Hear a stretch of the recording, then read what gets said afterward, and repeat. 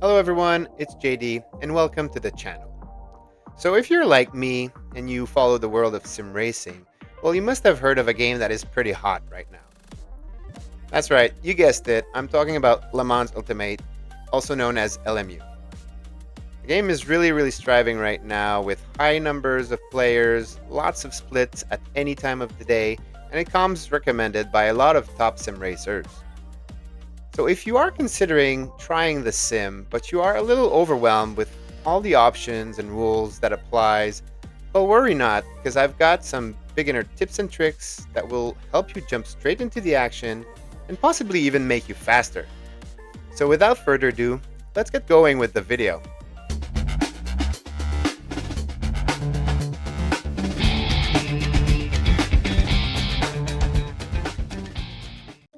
Okay, so the first tip will be to set up your force feedback and button mapping. This game can have like really strong force feedback, and since you feel like all the ABS, feeling in your wheel and the curb, a lot of this feeling can be quite strong and a little distracting, I find, in the races. So what I found works the best for me is to kind of reduce and smoothen that feeling from the force feedback. I didn't change much of the options, but I did tweak some things that you might be interesting of note. So just go to the setting section and then go to your controls. That's where you're going to have all the different options for your wheel. You're going to first head up to the force feedback section. And what I did is really, keep pretty much everything as it comes out of the box, but I did reduce the force feedback strength to 80%.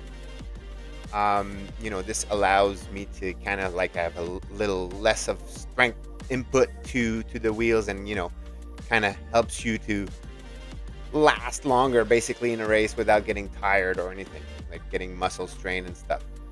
The other thing I changed is the force feedback smoothing, which I increased to 8. This is, I believe, one of the biggest change I've done, because it makes the curb and the ABS feeling in the wheel much smoother and a lot less distracting. So that is definitely what I recommend the most. You can play with the different numbers, see what works best for you. And then I also changed the collision strength to 40% because I didn't feel like I need to have this being as strong as it was. And this works out well for me. So try to play with those numbers. They can help you, have better consistency in your races.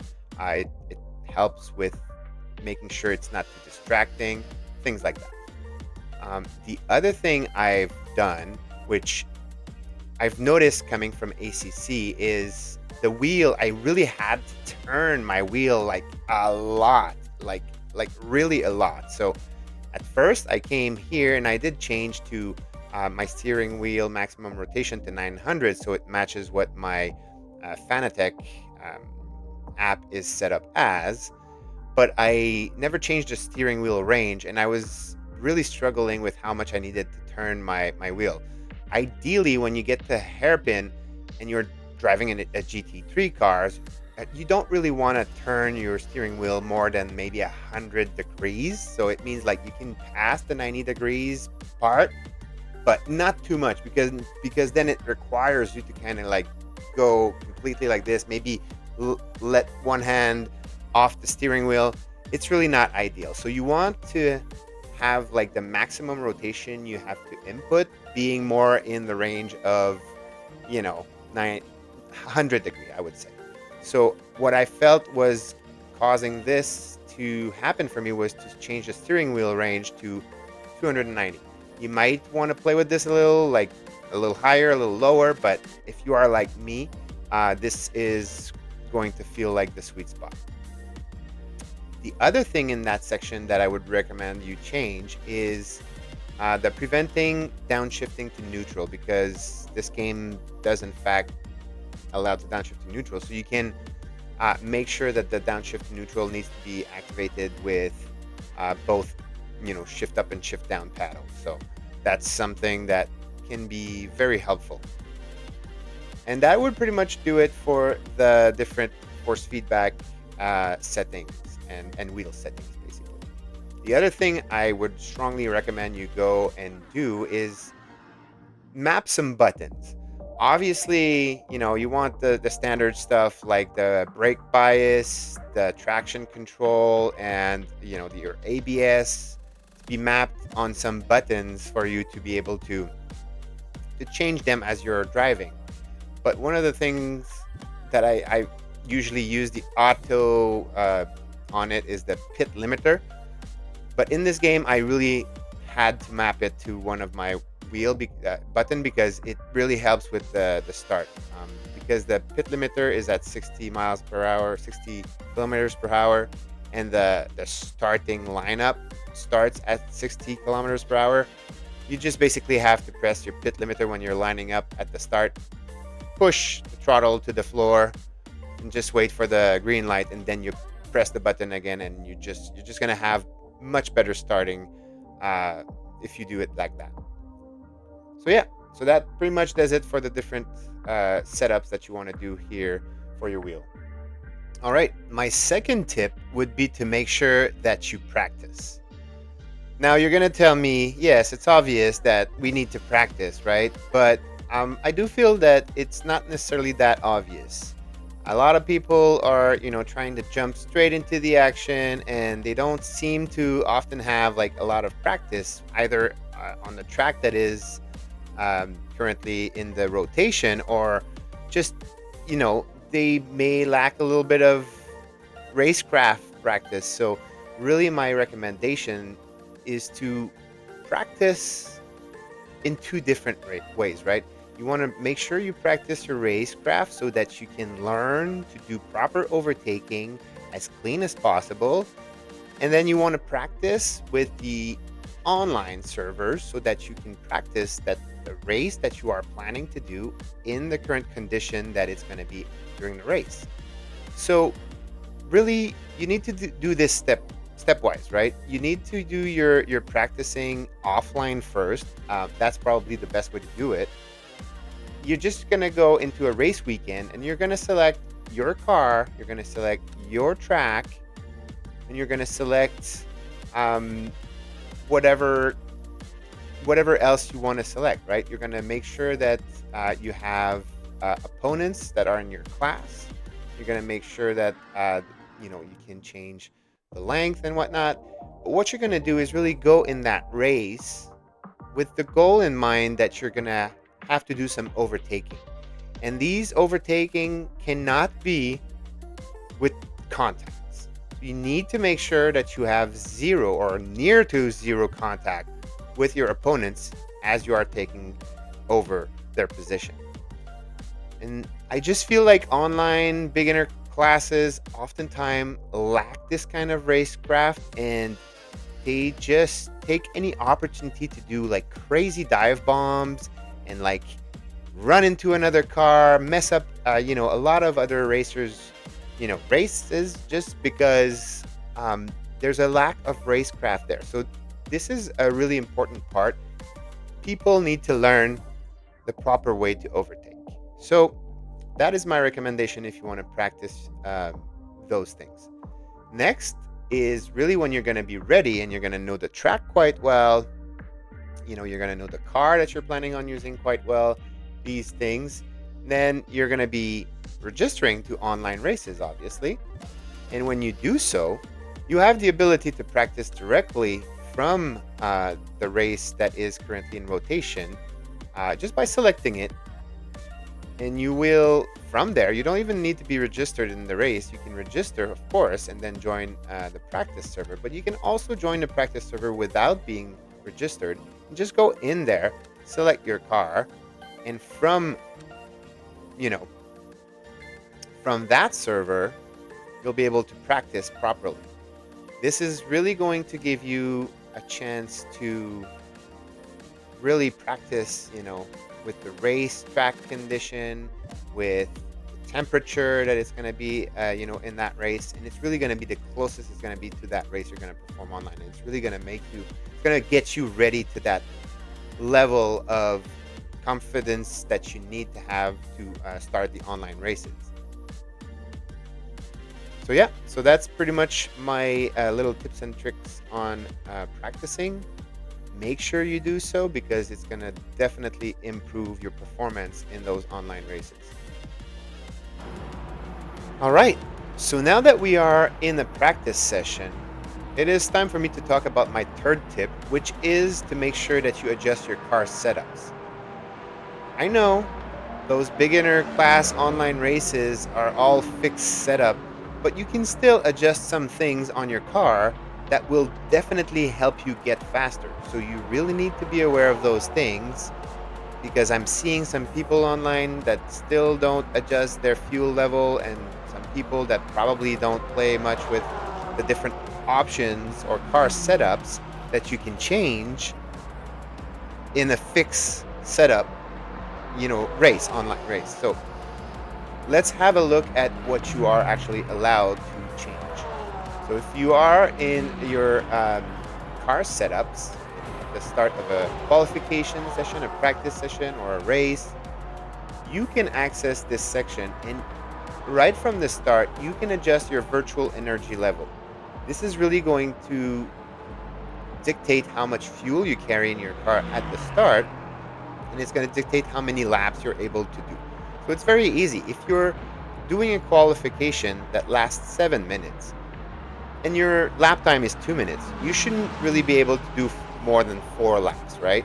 So you just play with that. You just calculate in your head how many laps you're going to do. What I usually do is set up myself about 5 laps, depending on the lap time of a specific track. But around 5 laps should be sufficient to do the whole qualification session. This will make sure that your car is as light as possible and allows you to get the best time possible for your lap. The other thing that you will want to make sure that you update is your TC, your traction control, and your ABS. This is done by going to the powertrain section of your car setup, and you're just going to come here. By default, you're going to have quite high numbers, quite high values of traction control.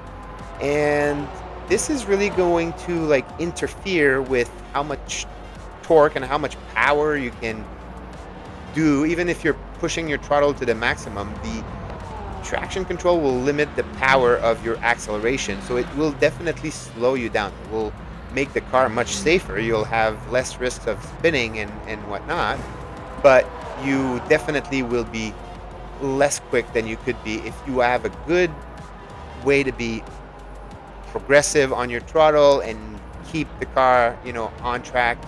You'll probably be able to gain time if you lower those traction control settings and find the sweet spot for yourself. What I found works well for me is to lower it by about two each, and try it that way. See how it feels. Does the car feel like it's kind of slow on exit and still very stable? If it's the case, maybe you can lower these different TC options a little more. Each of them do a little thing differently.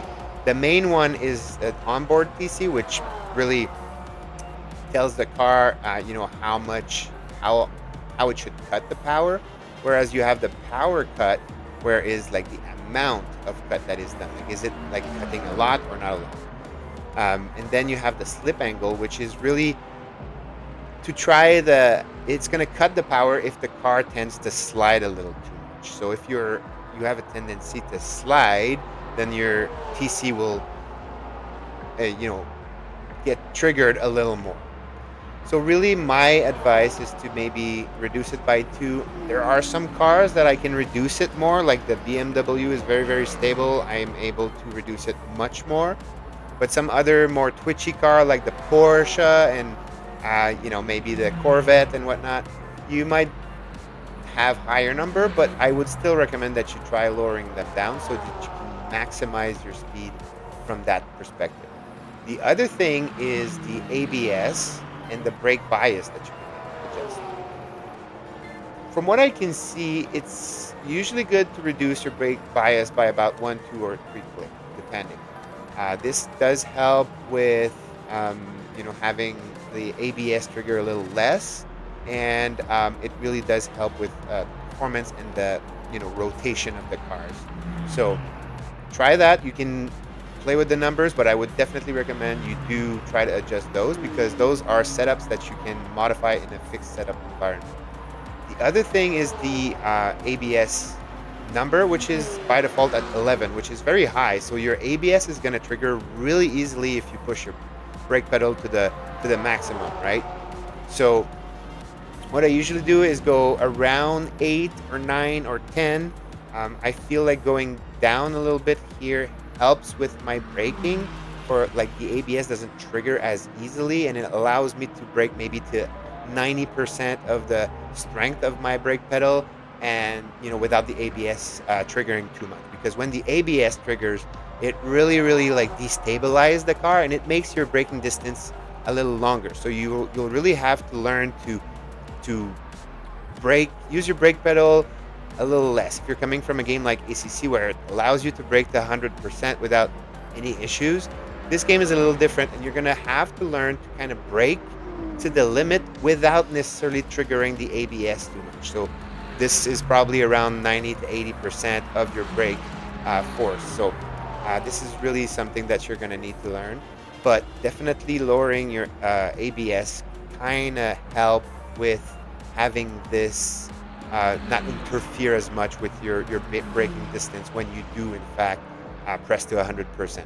So those are my tricks that I found were very helpful for me, and I am convinced that they really definitely helped me get much faster. So, all right, guys. So my last tip is actually to just take the formation lap properly. So there's a few things here that you want to be aware of when you are getting ready for a race and you're joining the grid, basically.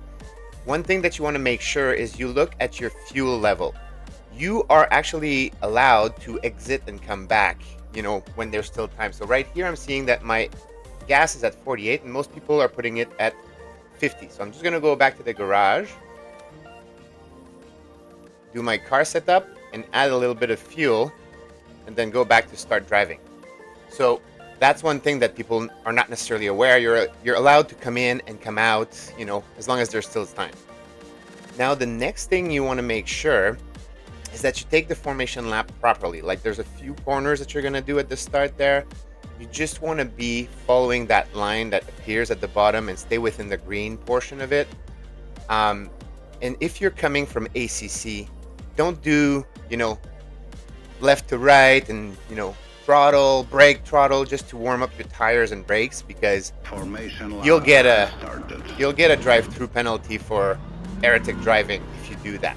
So just make sure you don't do that. Just stay really, calmly behind your opponent. If you're behind anyone, if you're first, just follow the line, but go slowly. And as I said earlier, you have your pit limiter set up. So when you get to that point where the speed limit appears, the little gauge that appears, you want to make sure that you press your pit limiter, and it's going to keep you at 60 kilometers per hour. And then you just push your throttle to the floor, push your throttle to the floor, and you press the pit limiter as soon as the green light is showing. This is going to give you the best start possible. All right, getting ready. Press the button.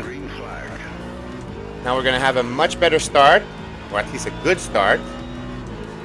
This is really the best way to go. All right, guys, that's 4 tips that I hope will help you get started in Le Mans Ultimate. I know they certainly helped me, and it took me quite a bit of time to figure them out. So if you take away anything from this video, if you enjoyed it, please make sure to subscribe and leave a like. Comment anything. If I missed anything or I'm wrong at anything, feel free to just let me know in the comments section. I'll be happy to take those away. I'm also starting in sim racing, so any tips or anything that I should take from you more experienced sim racers, I'll be happy to look at them. And if not, well, I hope you guys just come back in the next video. Until next time, ciao.